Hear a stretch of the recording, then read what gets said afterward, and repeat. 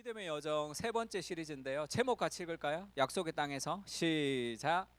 약속의 땅에서 갈등을 만났을 때. 네, 창세기 13장 1절에서 13절입니다.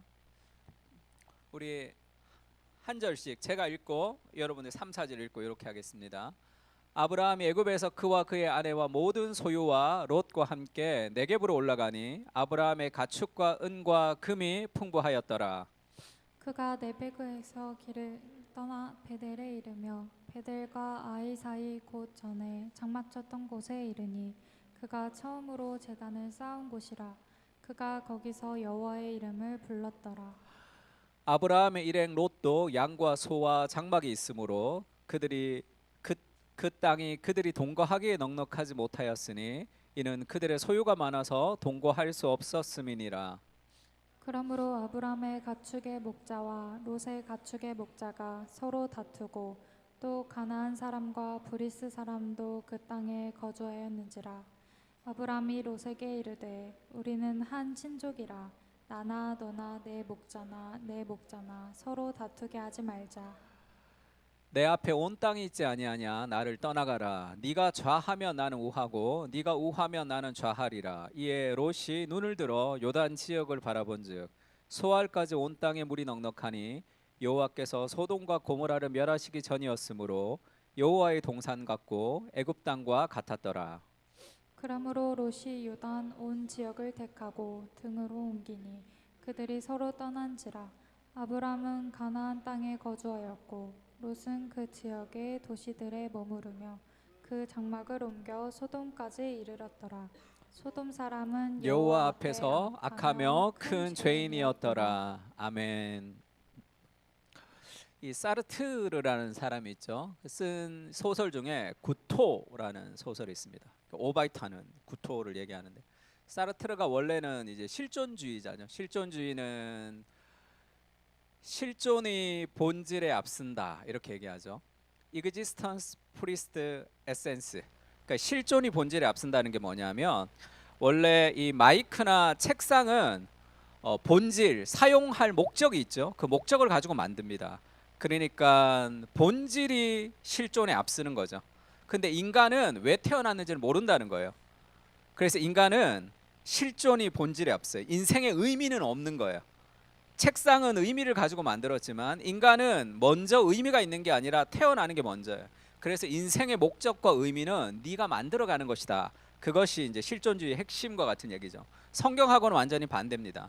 근데 구토라는 이 소설에서도 일기 형식으로 이제 쓰여져 있는데, 이 주인공이 그냥 건강하게 살아가는 연구원으로 돈 많이 벌고 잘 살아가다가 어느 날 이 조약돌을 하나를 집어들었는데 이 구토가 나온 거예요. 그 구토가 뭐냐면 인간이 던져진 존재. 그러니까 내가 의미가 없기 때문에 인간의 모든 삶을 그 구토로 표현하는 거예요. 그 의미 없는 인생의 그거를 구토. 그래서 막 구토가 일어나는데 재즈 음악을 들으면 구토가 멈추는 거예요. 재즈 음악 중에 Some of These Days라는 아주 옛날 재즈, I will missing you honey 이런 가사가 계속 반복됩니다. 여기에. 그러니까 재즈를 들으면 왜 구토가 이렇게 멈추냐는 거죠. 거기서 지금 사르트르가 말하고 싶은 것이, 구토는 의미 없는 인간의 본질입니다. 인간의 삶이 의미가 없어서 그래서 구토가 일어나는데, 재즈 음악을 들으면 구토가 멈춰지는 이유가 뭐냐면, 그 재즈가 얘기하는 것은 음악은 쉽게 얘기하면 시작과 끝이 있죠. 연결돼 있고 필연적이에요. 근데 인생은 우연적이라는 거예요.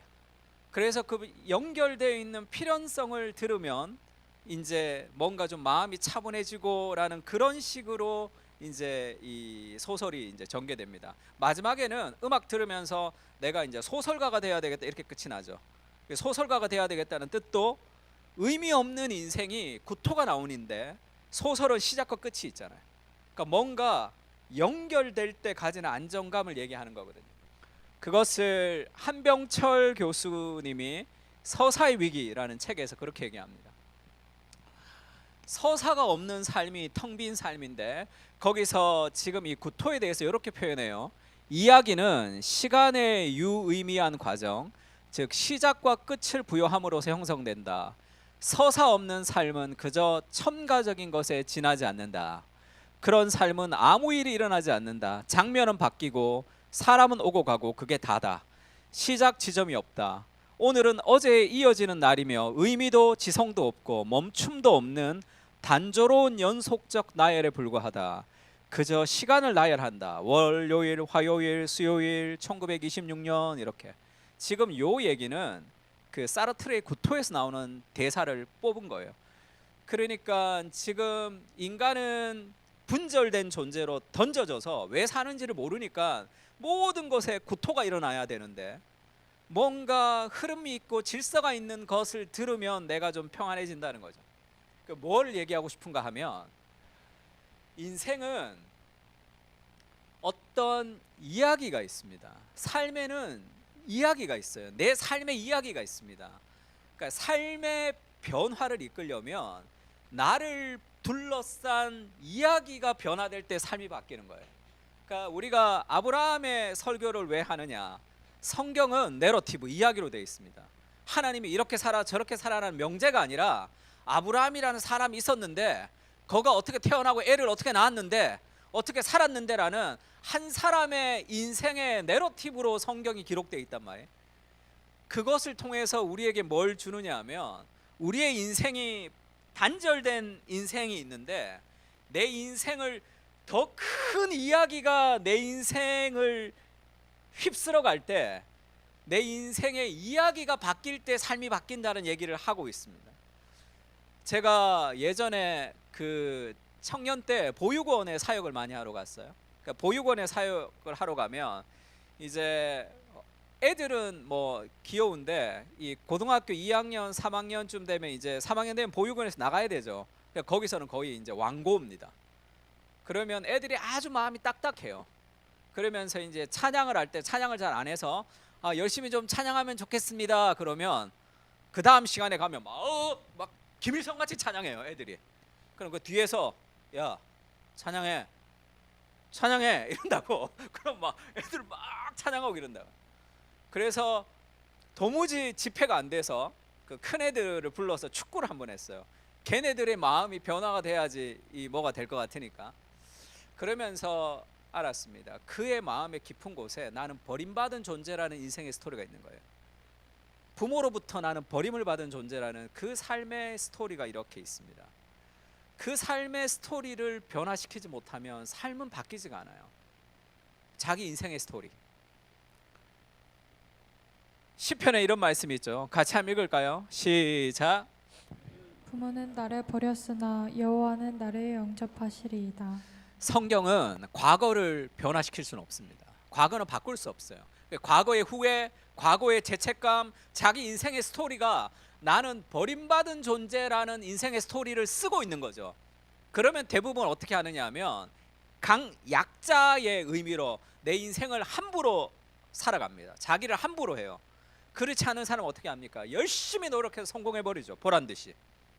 그게 회복이냐? 회복이 아니라 그랬죠. 그것은 상처의 강한 반응일 뿐입니다. 삶에 있어서.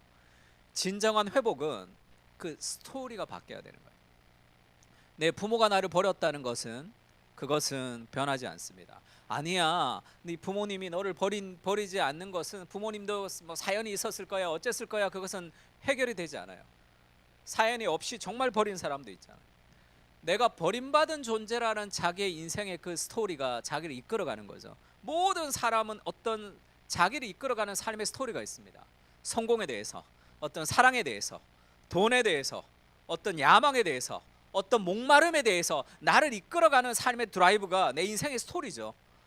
그것이 그 이야기보다 더 큰 스토리를 만나는 거죠. 성경 안에서. 내 부모는 나를 버렸지만 하나님이 나를 영접하셨다는 그것이 인생의 다른 스토리를 쓰게 된단 말이에요. 그때 삶이 바뀝니다. 아브라함 이야기는 아브라함의 이야기가 아니라 정말로 내 삶을 바꾸려면 과거를 재해석해야 되죠. 그러려면 내 인생의 스토리, 내가 생각했던 스토리보다 더 큰 하나님의 나라의 스토리가 나를 이끌어가는 그 스토리 안에 내 이야기를 끼워 넣을 때 그때 내 삶이 재해석되는 거예요. 그러면서 삶이 바뀌는 겁니다. 삶의 드라이브가 바뀌는 거예요. 그래서 아브라함으로부터 시작했던 하나님의 나라의 스토리가 예수님의 재림으로 끝이 나는 이 온 세계가 흘러가는 그 역사의 한가운데 하나님이 우리를 여기 초대한 거죠. 그러니까 성경을 읽으면 그 성경으로 시작된 하나님의 나라 속에 내 인생이 그 안에서 해석이 된다는 거 알아야 됩니다. 그래서 더 열심히 성경을 읽고 그 성경이 내 인생 전체의 해석이 돼야 돼요. 그때 인생의 스토리가 바뀌면서 삶이 바뀝니다. 제가 지난주에 인간의 나라 안으로 하나님 나라 흐르고 있다. 그건 뭐를 전해주고 싶냐면 지금 우리가 살아가는 보이는 세상 속에 보이지 않는 세상이 흐르고 있다는 걸 좀 알려주고 싶었어요. 근데 조금 더 다르게 생각해야 되지 않나 그런 마음이 들었습니다. 하나님의 나라라는 더 큰 이야기 속에 내 인생이 있는 거예요. 여기서 내 인생은 하나님의 나라라는 스토리 안에 지금 흘러가고 있습니다. 그것을 설교를 통해서 성경을 통해서 거기에 눈을 떠야 되는 거예요. 그러면 인생의 삶이 바뀝니다. 내가 지금 살아가는 내 삶의 동력이 바뀌는 거죠. 어떤 삶의 드라이브가 바뀐단 말이에요.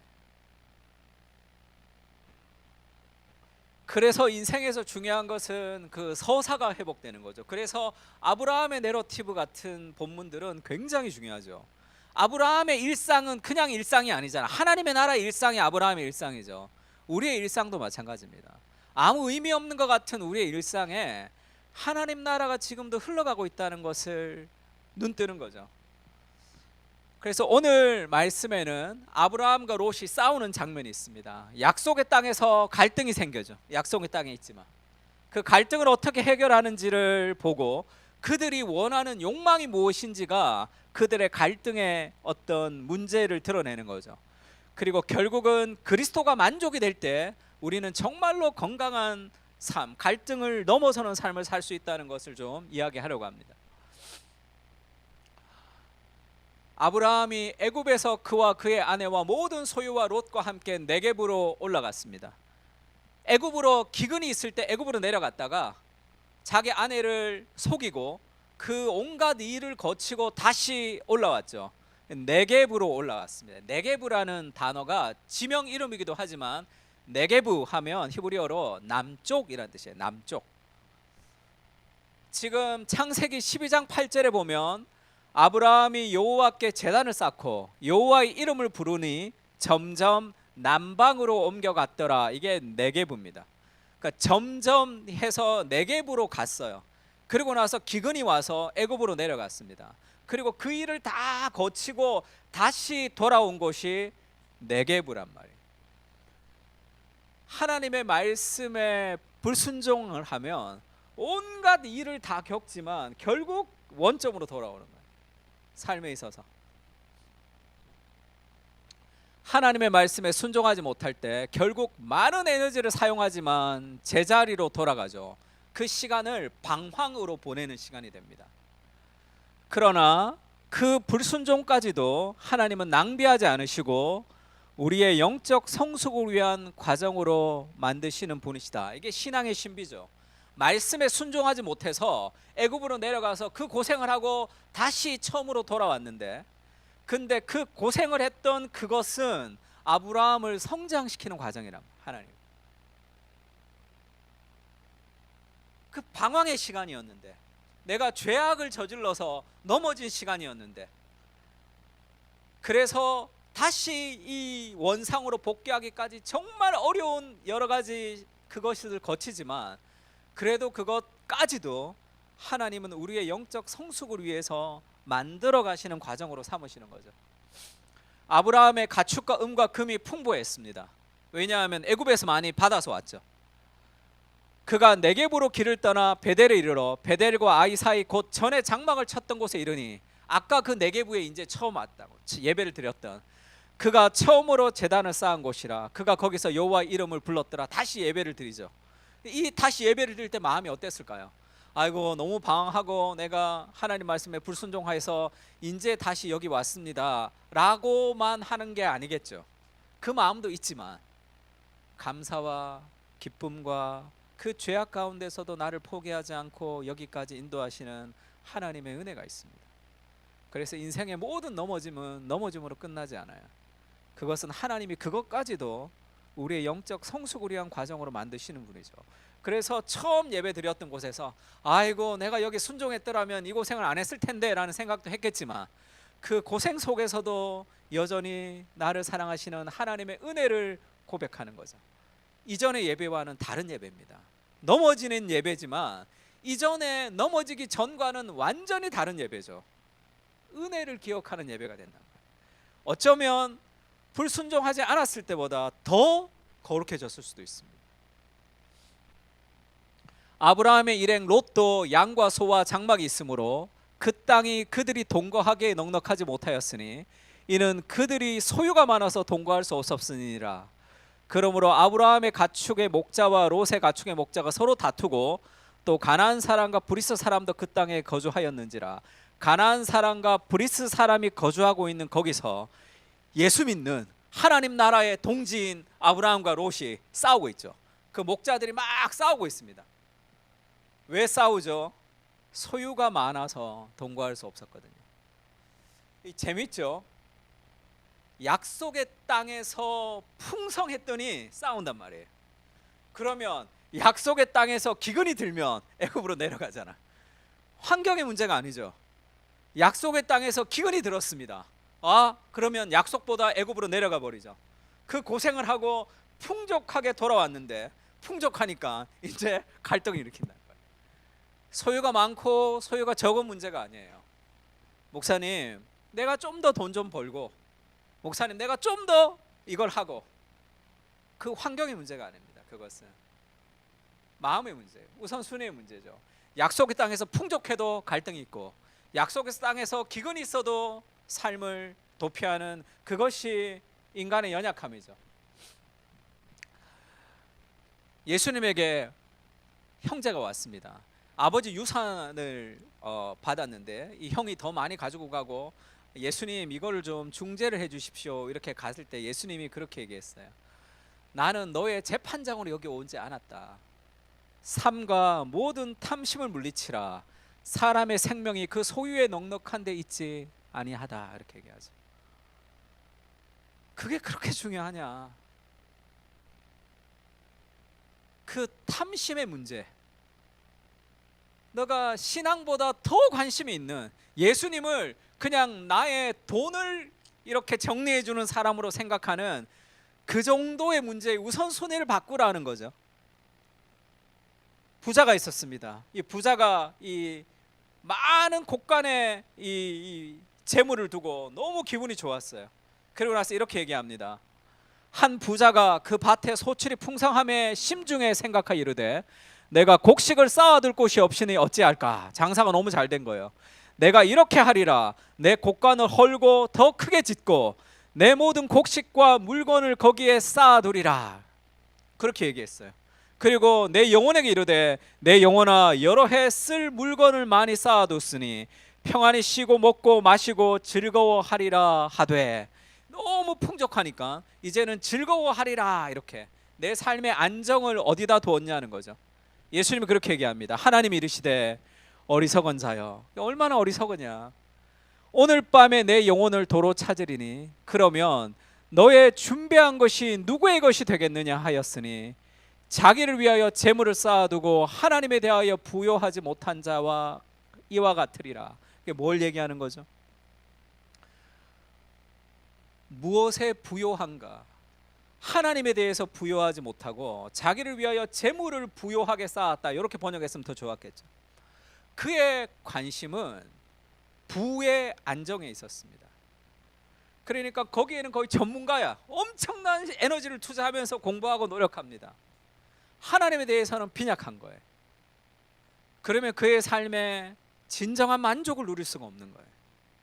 그건 어리석은 삶이다. 현실의 문제를 다루지 못한다. 그렇게 얘기합니다. 몽골의 선교사님이 선교에 갔는데 한 자매가 예배를 왔는데 땀을 뻘뻘 흘리고 왔더래. 예배 끝날 때까지 땀을 계속 흘리고 있더래요. 그래서 야, 너는 왜 이렇게 예배에 땀을 흘리고 왔냐 그랬더니 아침에 소가 도망을 간 거예요. 그래서 소 찾으러 막 돌아다녔는데 예배 시간이다 된 거예요.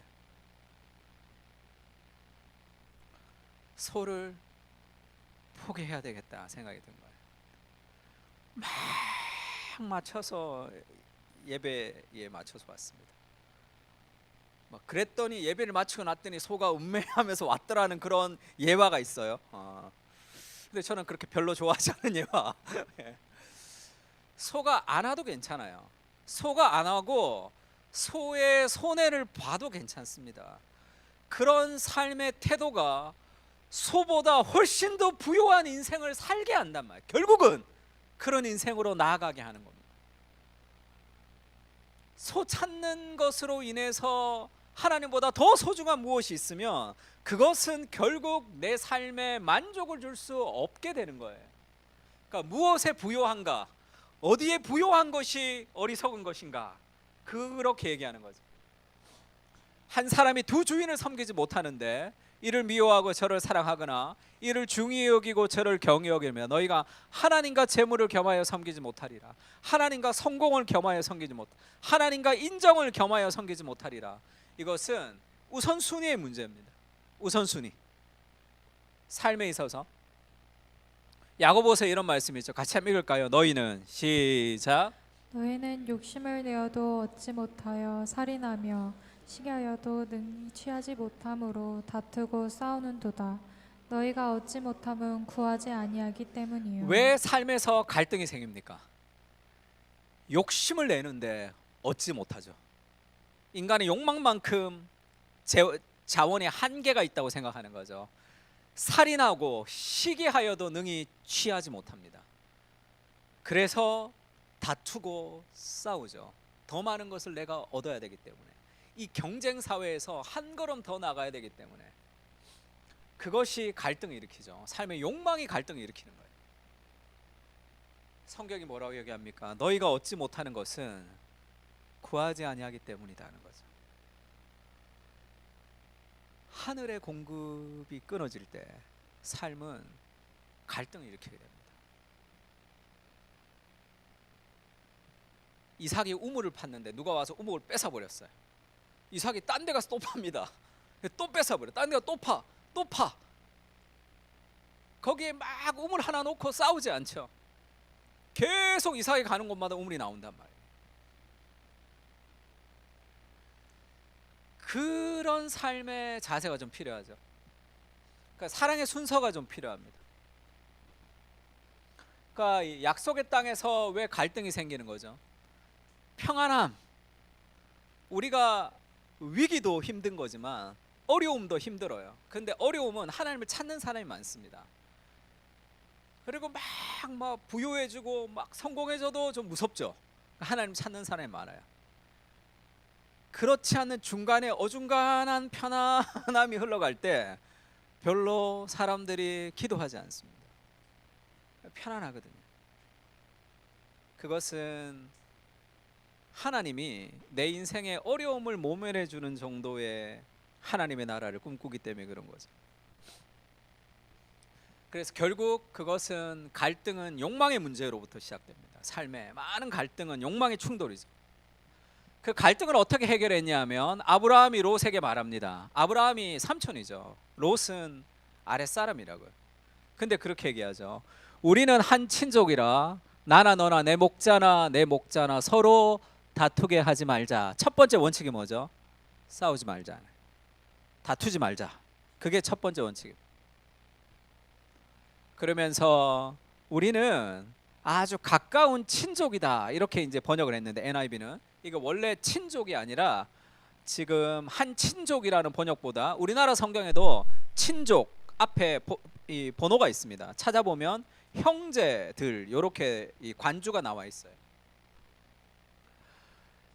NASB에 보면 We are brothers 이렇게 되어 있습니다. 우리는 한 형제다 할 때 형제가 아니죠. 사촌인데 왜 brother이라고 얘기합니까?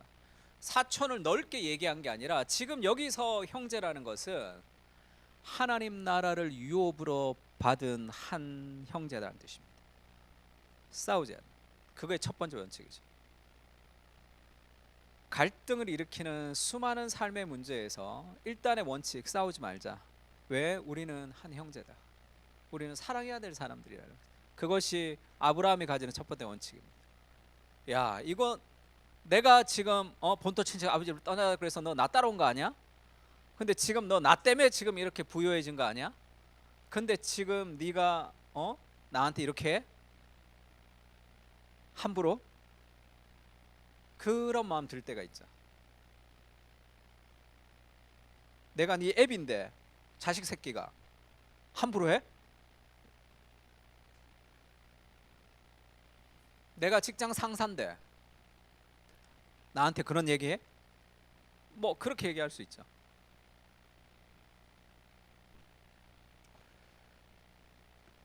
네가 바울이 그렇게 얘기하죠. 너의 앞에 온 땅이 있지 아니하냐. 나를 떠나가라. 네가 좌하면 나는 우하고 네가 우하면 나는 좌하리라. 이 소유가 많은데 우리가 함께 있지 못하니까 그러면 네가 싸우지 말고 다른 대안을 찾자. 네가 원하는 곳, 네가 좋은 곳으로 가면 내가 다른 곳으로 가겠다는. 대부분의 사람들은 자기가 어떻게 하면 유리한 고지를 잡을 수 있을까, 이 머리가 얼마나 빨리 돌아가는지 몰라요. 직장에서도 마찬가지죠.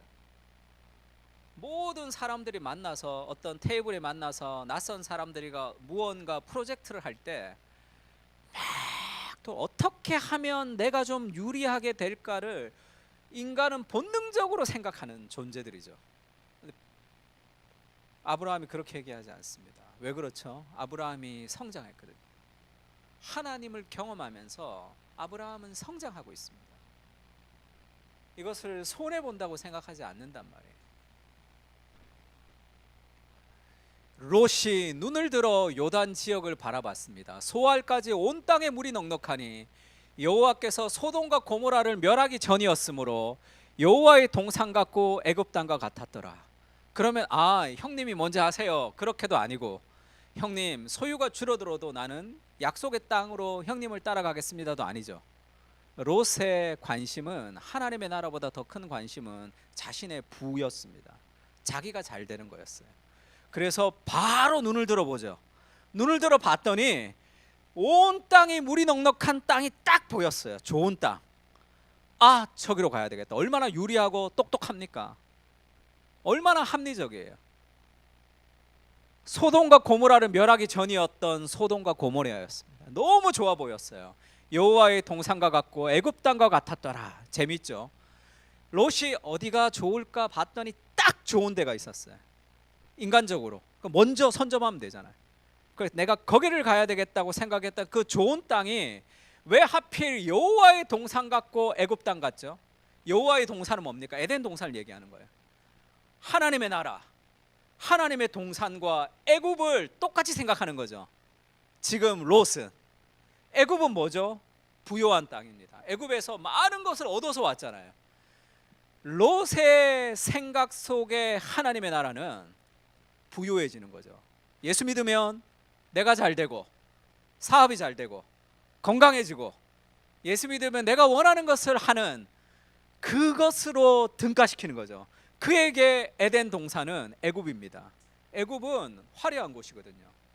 이스라엘은 젖과 꿀이 흐르는 땅이지만 이스라엘은 비가 오지 않으면 끝이에요. 양식을 거둘 수 없습니다.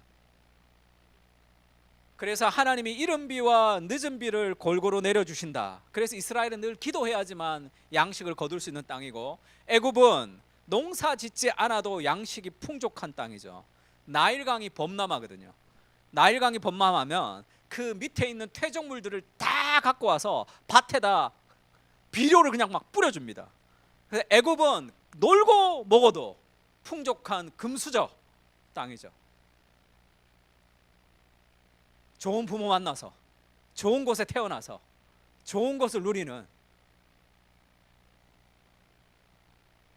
나는 우리 부모님도 가진 것도 없고 흙수저로 태어나서 시기하고 질투하고, 그러면 내가 살 길은 더 열심히 해서 이기는 수밖에 없다. 막 막 열심히 살아가는 삶. 지금 에덴 동산을 애굽과 똑같이 생각하는, 하나님의 나라는 잘 되는 것이다, 그렇게 생각하는 거예요.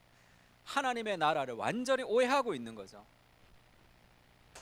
롯은 하나님의 나라에 대해서 오해하고 있습니다. 그가 원했던 하나님의 나라는 애굽처럼 되는 거죠. 성공과 부와 명예와 사랑, 이 땅에 무엇을 추구하는 삶입니다. 롯은 신앙인이죠. 그러나 하나님의 나라에 대해 오해할 수도 있고 잘못된 선택을 할 수도 있죠. 지금은 함께 있는 하나님의 나라 백성이죠. 둘 다. 롯도 구원을 받았습니다. 아브라함도 구원을 받았어요. 근데 롯은 예배를 드리고 신앙을 추구했지만 그가 원했던 하나님의 나라는 내가 잘 되는 거예요. 결국 어떻게 됐습니까? 소돔과 고모라가 결국 멸망으로 끝이 나죠.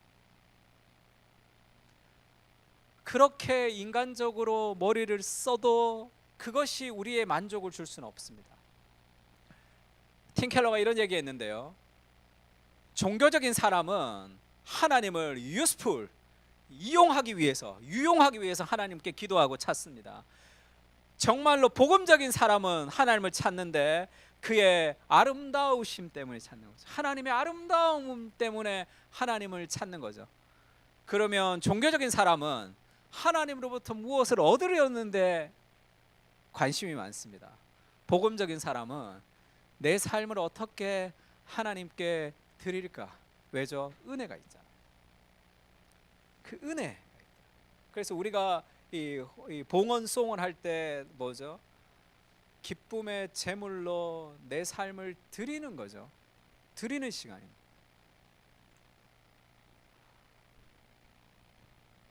미국에서 제일 큰 교회죠. 이 조엘 오스틴 목회자가 하는 교회입니다. 조엘 오스틴이 얘기했던 책 중에 베스트셀러가 된 책 중에 잘 되는 나, 이런 책이 있습니다. 잘 되는 나, 긍정의 힘. 그러면서 조엘 오스틴이 했던 아주 유명한 예화가 있죠. 자기가 친구가 있는데 부자였대요. 중동의 부자. 그래서 생일 선물 뭐 해줄까? 그래서 내가 골프 클럽 하나 사달라고 그랬더니 석 달이 지나도 선물을 안 주더래. 그야 뭐 골프채 하나가 뭐 그렇게 힘들다고 안 주냐, 잊어버렸냐 그랬더니 골프 클럽을 줬다는 거예요. 이 골프 클럽을 컨트리 클럽을 한 채를 이렇게 큰 거를 줬다. 하나님께 작은 걸 구하지 말고 큰 것을 구해라. 그러면 하나님이 주실 것이다. 아멘. 이렇게. 야, 저런 예화를 해야 되는구나. 그런 생각했는데 이 예화도 좋긴 하죠. 우리가 너무 작은 걸 구하는 걸 맞으니까. 근데 결국 내가 조금 더 잘 되기 위해서 뭔가를 간구하는 간구는 이 신앙의 컬러가 바뀝니다. 그건 진정한 만족을 줄 수 없어요. 하나님이 이것을 주실 때가 있죠. 골프 클럽도 주실 때가 있고 온 세상을 다 주실 때도 있습니다. 그러나 그것이 우리에게 만족이 되는 것은 아니란 말이에요. 롯이 온 지역을 택하고 동으로 옮겼죠. 그들이 서로 떠났습니다. 아브라함은 가나안에 거주했고 아브라함은 가만히 있고 롯은 그 지역의 도시들에 머무르며 장막을 옮겨 소돔까지 이르렀더라. 소돔 사람은 여호와 앞에서 악하며 큰 죄인이었더라. 아브라함은 머무르고 롯은 지금 계속 이동하는 것을 보여주죠. 왜 계속 이동했을까요?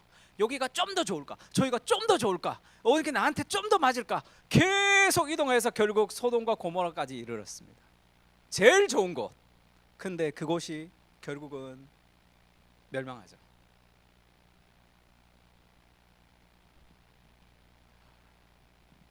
알랭드 보통은 무신론자죠.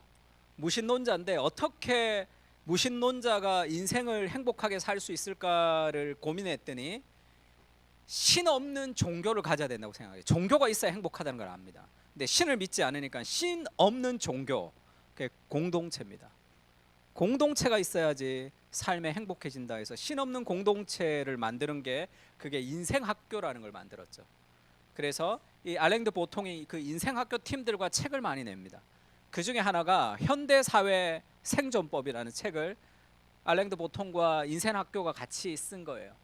현대는 우리를 물질적으로 풍요롭게 만들었을지는 몰라도 막대한 정서적 통행료를 함께 부과했습니다. 우리를 소외시켰고 시기심을 키웠으며 수치심을 증식시켰죠. 서로 갈라놓았으며 어리둥절하게 만들었고 진실하지 않는 억지 웃음을 짓게 했으며 성마르고 화가 가득한 사람이 되게 했다는 거죠. 내가 유리한 것을 선택했는데 결과는 이렇게 된다는 거예요. 이 뒤에 뭐라고 얘기하는지 압니까? 그래도 괜찮다는 거예요. 왜냐하면 나만 그런 게 아니라 다 그렇다는 거예요. 다 이게 온 세상이 다 그렇기 때문에 나만 손해 보는 게 아니다라는 식으로 나옵니다. 물질적으로 풍요롭게 했지만 하나님이 아닌 다른 부요함을 추구했지만 그것이 내 삶에 진정한 만족을 줄 수 없는 거죠. 이런 삶의 결과들이 나옵니다. 너희가 얻지 못함은 구하지 아니하기 때문이다. 왜 그렇게 롯은 좀 더 좋은 땅, 좀 더 좋은 것, 그 욕망에 이끌리냐 하면 하늘이 열려 있다는 생각을 못한 거죠. 하늘이 열려 있어요. 제가 어제도 우리 그 서윤이네 가서 그 같이 예배 드렸는데 이제 그런 얘기를 들었어요. 우리 종교 형제랑 이런저런 얘기를 하면서 이제 신앙을 가지고 나서 이 교수님을 대하는 태도가 조금 달라진 것 같습니다. 그런 얘기를 제가 들었어요. 그게 왜 그러냐면 신앙이 없으면 내 인생의 운명은 교수님이 쥐어지고 있거든요. 왜냐하면 학위를 하려면 이 사람한테 잘 보여야 되니까.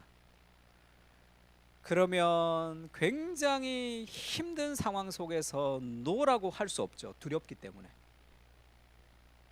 그리고 그 사람에게 잘 보이기 위해서 온갖 거를 다 하죠. 근데 피드백이 적으면 좌절해 버립니다. 하나님이 내 인생의 주인이 되시고 내 삶을 이끌어 간다는 삶의 안정감이 있으면 그에게 필요 이상의 일을 하지도 않고, 그리고 그가 무언가 나에게 실망을 줬을 때 무너지지도 않죠. 그것이 우리를 더 풍성하게 하는 거예요.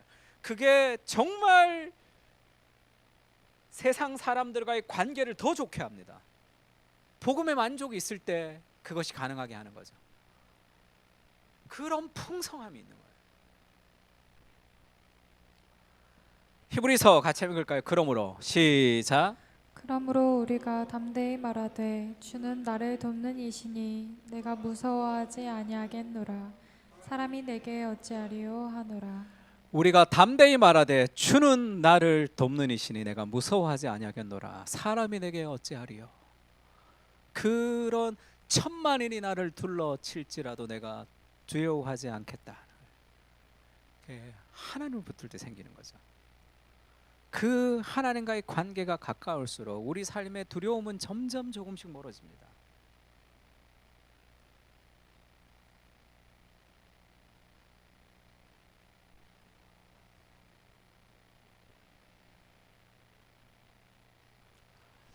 야곱이 잠을 잘 때 베델에서 꿈에 사닥다리가 이 하늘로 올라가 있는 걸 봅니다.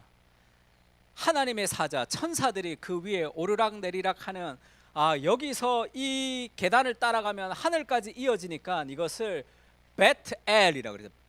베트 집이죠. 엘 하나님의 집이다 이렇게 얘기했습니다. 이 사닥다리가 쭉 내려온 것을 이 야곱이 꿈에서 보거든요. 이 사닥다리라고 번역하는 것보다 계단이라고 번역하는 게 좋습니다. 이 계단, 하늘로 가는 계단이 열렸다는 거예요. 이 계단이 뭐죠? 야곱이 봤던 계단이 지금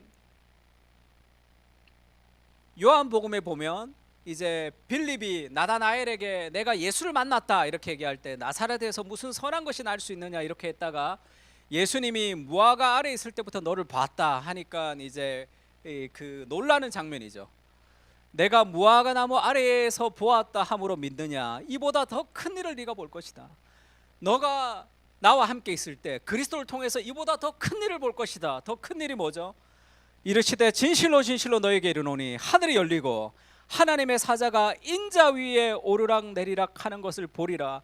하늘이 열리고 하나님의 사자 천사들이 사닥다리 위를 오르내리는 것이 아니라 인자가 누구죠? 예수님이죠. 예수님 위에 오르락내리락 하는 것을 보게 될 것이다. 이게 뭐는 얘기죠? 그리스도가 십자가에서 죽음을 통해서 너의 인생에 하늘이 열린다는 거죠. 하나님과의 관계가 회복되는 거죠. 하늘의 공급이 열린다는 거예요. 그 한 평, 두 평으로 내 삶에 매몰되는 것이 아니라 온 세상 너는 내게 구하라.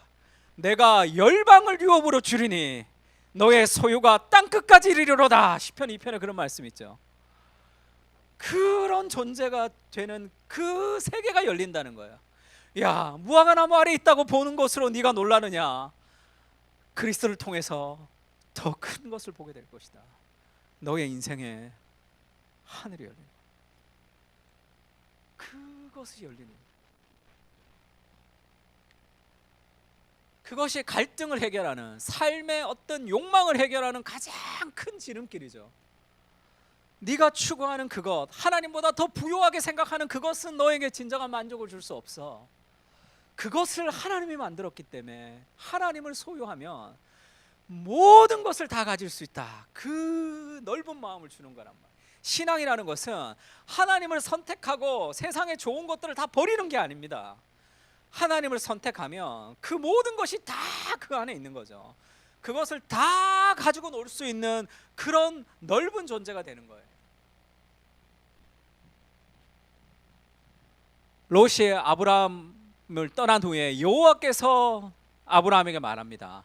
너는 눈을 들어 너 있는 곳에서 북쪽과 남쪽과 동쪽과 서쪽을 바라봐라. 눈을 들어서 네가 있는 사방을 다 바라봐라. 보이는 땅을 내가 너와 내 자손에게 주리니 영원히 이룰 것이다. 이렇게 얘기하죠. 사이먼 시넥이 그렇게 얘기하죠. 직장에서 유한 게임이 있고 무한 게임이 있다. 인피니트 게임이라는 책에서 그렇게 얘기하죠.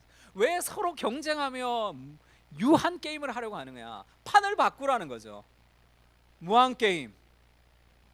왜 세상이 짜놓은 판 안에 들어가서 거기서 개싸움하면서 살아가야 되느냐? 사자가 개처럼 살아서 어떻게 되냐?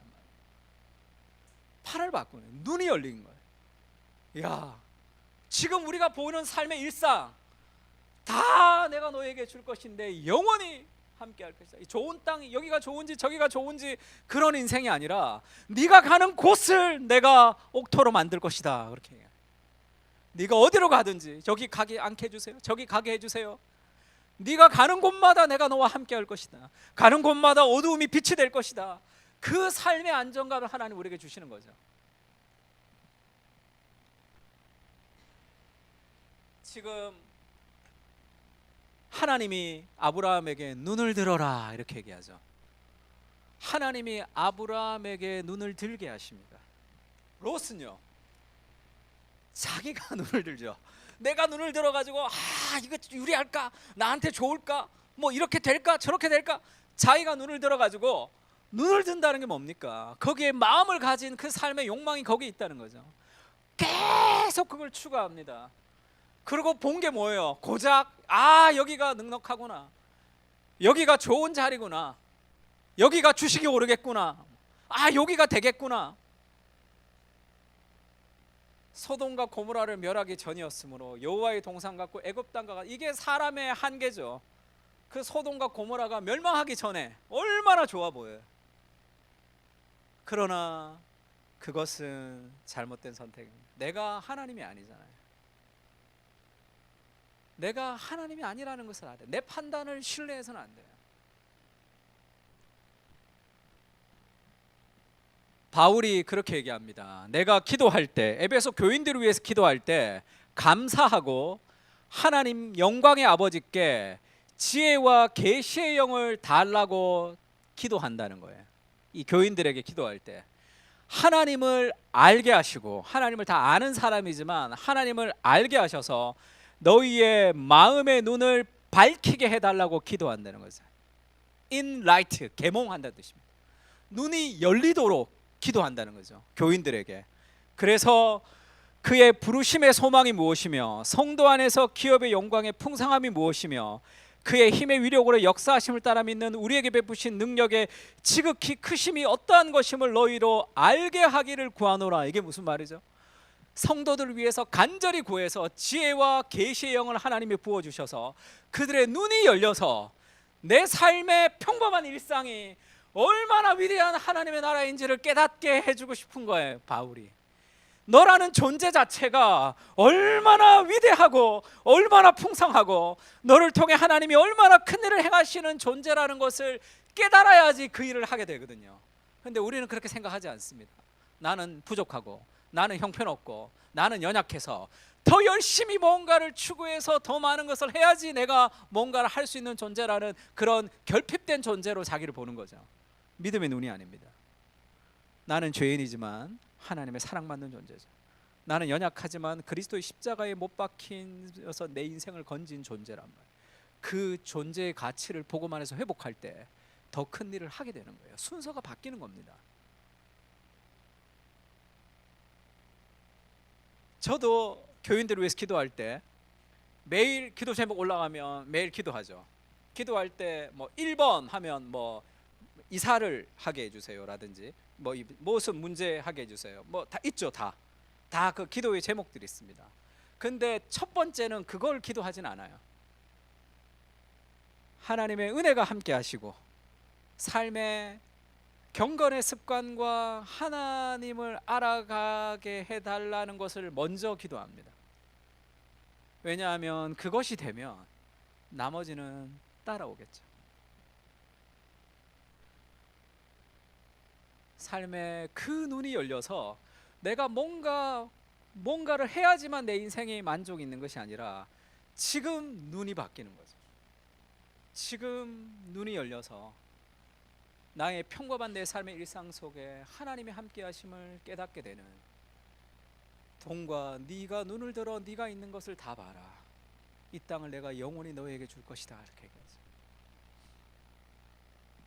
내가 네 자손이 땅에 티끌같이 하리니 사람이 땅에 티끌을 능히 셀수있는데 네 자손도 세리라. 지금은 이 자손이 몇 명 있습니까? 아무도 없어요. 이삭도 태어나지도 않고 이스마엘도 태어나지 않고 하나 있던 롯까지 그냥 딴 데 가버렸습니다. 홀로 있는 거예요. 근데 하나님이 네가 있는 그 모든 땅을 내가 너에게 줄 것이고 너의 자손이 땅의 티끌보다 더 많을 것이다. 왜 티끌이라 그랬을까요? 지금 이 가축을 데리고 우 가니까 먼지가 우엉 나겠죠. 그 혼자 있는 아브라함에게 하나님이 눈이 열리게 하는 거죠. 나는 혼자지만 혼자가 아니다. 제가 예전에 선교단체에 있을 때 저희 리더가 아주 율법적으로 아주 꽉 막힌 리더였지만 그래도 참 배울 게 많았습니다. 그러니까 그분은 자기가 매일 오후에 점심 먹고 기도하는 시간이 있어요. 수업 비는 시간에 기도하는 장소가 있습니다. 거기 최루탄이 터졌어요. 근데 콧물 흘리면서 이거 비늘 하나 가지고 글로 가는 거야. 왜 꼭 거기서 기도해야 되냐? 내가 거기서 기도하는 거 하나님이 아신다. 그런 스타일이었어요. 아주 꽉 막힌 스타일이었어요. 근데 이 소그룹을 짜는데 소그룹을 쭉 짜다가 소그룹 리더에게 몇 명씩 줘야 되는데 소그룹 리더가 자기가 없었어요. 혼자여서 이걸 잘 못 짠 거예요. 잘 못 짰는데 그것을 왜 나는 아무도 안 주냐 조언을 그렇게 얘기하지 않고 그것을 아주 사람이 좀 고지식하고 순수한 신앙을 가졌으니까 이거는 하나님이 내게 주신 사인이라고 생각했습니다. 그러면서 그렇게 얘기했죠. 저한테 나는 혼자지만 팀입니다. 이렇게 얘기하더라고요. 6개월 뒤에 소그룹을 2개나 만들었습니다. 나 혼자지만 하나님이 팀을 만들러 가구나. 전도해서 걔들 불러서 소그룹 성경 공부 인도해서 그룹을 2개 만들어 버렸어요.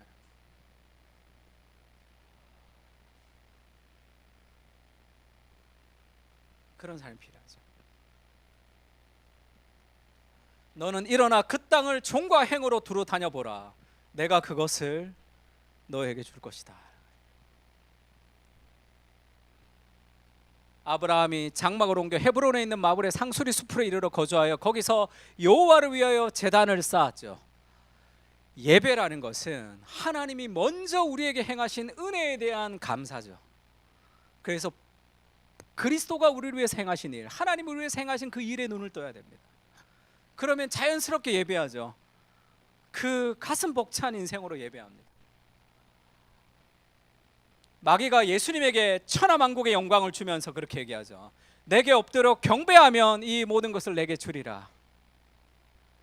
예수께서 말씀하시듯 사탄아 물러가라, 기록되었으되 주 너의 하나님께 경배하고 다만 그를 섬기라 하였느니라. 천하만국의 영광을 쫙 보여줬어요. 그 유혹에 너무 힘든데 사탄아 물러가라, 나는 하나님을 붙들고 쫄쫄 굶지만 살 것이다, 그 말이 아니죠. 사탄은 우리를 속입니다. 천하만국의 영광이 사탄에게 있는 것처럼 얘기하지만 야 바보냐 이렇게 얘기하는 거예요. 하나님이 온 세상을 만들었어. 그럼 내가 하나님과 함께 있는데 이거 뭐 하라 그러냐, 지금 그렇게 얘기하는 거예요. 야 나한테 경배해, 천하만국의 영광을 내가 줄게. 그럴 때 예수님 그렇게 얘기해요. 야 바보냐 이렇게 얘기하는 거예요. 야 바보냐, 그거 하나 먹고 떨어지게? 하나님이 나와 함께 하시는데, 하나님은 천하만국을 만드신 분이시죠. 그것을 100개도 10,000개도 20개도 만들 수 있는 분이시죠. 야 바보냐 이렇게 얘기하는 거예요. 롯이 얼마나 어리석습니까? 아브라함이 얼마나 지혜롭습니까? 하나님을 소유하면 모든 것을 소유할 수 있는 거죠. 그래서 베드로가 고기가 흘러넘치는 만선의 축복을 받았을 때 예수님이 그렇게 얘기하죠. 네가 사람을 취할 것이다. 그들이 육지에, 배들을 육지에 대고 예수를 따르죠. 고기가 풍성했던 그 정도의 성공, 이거를 아까워하지 않잖아. 왜죠? 그리스도를 따라가면 이거는 뭐 수도 없이 나올 수도 있는 거잖아요. 그러니까 매력적인 부르심이죠.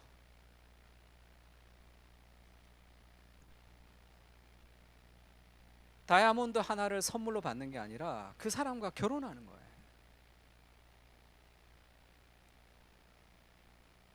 얼마나 풍성한.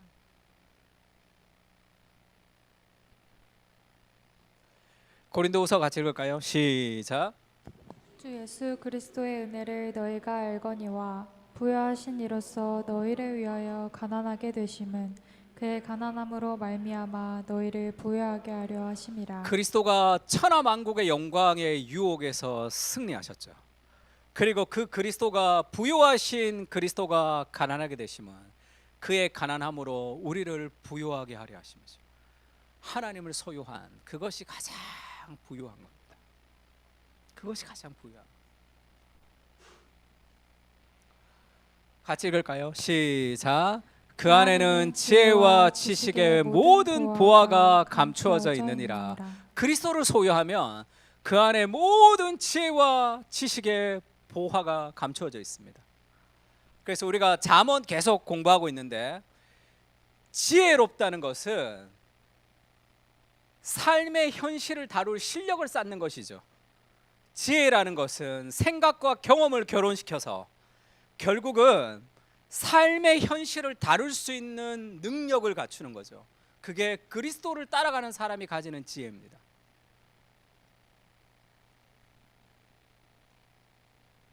예수님은 하나님의 말씀의 사람이셨기에 지혜로우셨다. 하나님의 말씀에 잠기지 않으면서 어떻게 지혜로울 수 있을까, 이렇게 얘기합니다.